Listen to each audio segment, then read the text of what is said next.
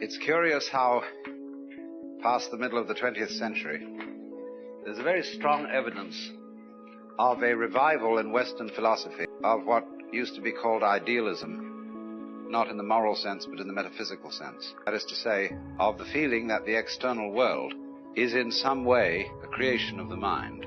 Only we come to this point of view with very different assumptions than were held by people like Hegel or Berkeley or Bradley, great idealists of the European metaphysical tradition, and probably rather more akin to similar trends in Buddhist philosophy emerging from India about 400 AD. The difference of approach, the difference of the way in which today this thing arises, and the way in which it arose in the thought of a man like Bishop Berkeley, is that the new has a kind of curiously physical basis. When one would argue, everything you know is in your mind, and the distance, the feeling of externality between you and other objects and people is also a content of consciousness, and therefore it's all your consciousness. This, of course, created all sorts of weird feelings. Are things there when I'm not witnessing them? Or is there anybody else there? Or are you all my personal dream? And one has only to imagine a conference of such people, of solipsists, those who believe that they alone exist, arguing as to which one of them is really there, to make the whole idea rather laughable. And furthermore, there seemed to be no clarity in such philosophical thinking as to what the term mind or consciousness meant. It had long associations with the miasm and the gaseous, by way of images.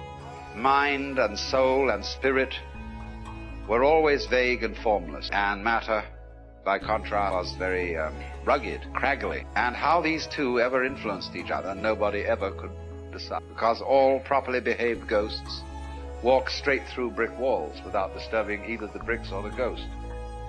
And so how can a mind incarnate in a material body move that body in any way? This was always a puzzle. So people began to think that the differentiation between mind and matter was of no use, because actually what happens in making such a differentiation is that you impoverish both sides of it. When you try to think of matter as mindless or mind as immaterial, you get a kind of a mess on both sides. It's the same way when you get a mystic who's not a bit of a sensualist, and a sensualist is no whit of a mystic. Such a sensualist is boring.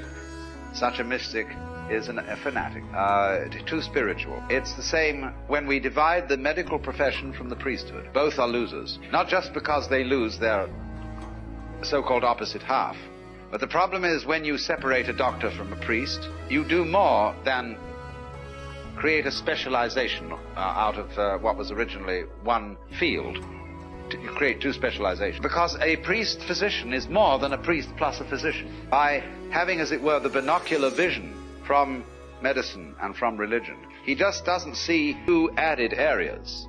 He sees the area in three dimensions as a result of this combination. Well, in a similar way, when we have the concepts of mind and matter working separately, both are impoverished. Mind becomes vague, kind of gas, psychic gas, and matter becomes mere stuff. But you see, what has enabled us to make a transition is, first of all, above all, I would say, two sciences, biology and neurology.